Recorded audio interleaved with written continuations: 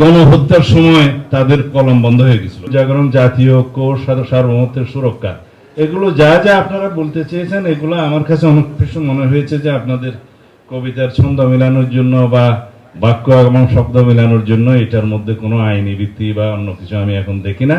যদি আপনারা কখনো দেখেন সেটা আপনারা তখন বলবেন। তো এইবার আমি আসি আমার কথায়, যদি 2 মিনিট সময় দেন। যাই হোক, কারণ আমি ভয় পাচ্ছি, সময় কম, মাগরিবের আসে আমার নেতা বক্তব্য দিবেন। তবে যেহেতু কবিদের মধ্যে এসে পড়ে গেলাম, সেই জন্য বলার, আপনাদের জন্য আপনাদের দুনিয়া আসলে হচ্ছে বিশাল। আপনারা এখানে অনেকেই বলেছেন যে আমরা বারুদের মতো, আমাদের নতুন করে আজকে আবিষ্কার করলাম মনি ভাই যে একজন কবি। এর আগে আমি এটা আবিষ্কার করতে পারিনি।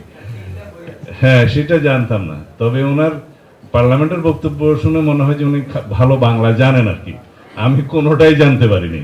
তবে যাই হোক, তো ওনার ভাষায় বললেন যে একটা আগ্নেয়গিরি লাভা। কেন আপনাদের চিন্তাটা এখন আগুন নিয়ে হবে? আপনারা পুষ্প নিয়ে এখন চিন্তা করতে পারেন না? পাথরের বাগানে পুষ্প ফোটানোর চিন্তা করতে পারেন না?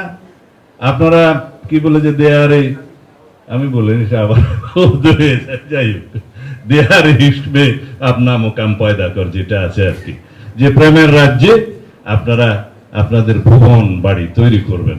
আপনারা সকাল সন্ধ্যা নতুন জামানা, নতুন সকাল পয়দা করবেন। আপনারা বলে যে গোলো সে কালাম পয়দা কর, বলে না যে আপনারা ফুলকে আপনার সাথে কথা বলতে বাধ্য করবেন, সেরকম কবি হবেন। আপনাদের ফুলের সৌরভ সারা দেশে ছড়িয়ে পড়বে। আপনারা এখনো আগুনের কথা বলেন কেন? আগুনের চ্যাপ্টার তো শেষ 5 আগস্ট। এখন আপনারা বয়ান দিবেন ফুলের সৌরভ, গণতন্ত্রের সৌরভ, মানুষের অধিকারের সৌরভ যেন আমরা সারা দেশে ছড়িয়ে দিতে পারি, সেই বয়ান নিয়ে আসবেন। যে সমস্ত কলম, আমি এখন বললে তো অন্যরা, যে সমস্ত কলমজীবীরা শেখ হাসিনাকে সার্ভিস দিয়েছে, স্বৈরাচারকে সার্ভিস দিয়েছে, তারা গণহত্যার সময় তাদের কলম বন্ধ হয়ে গেছিল।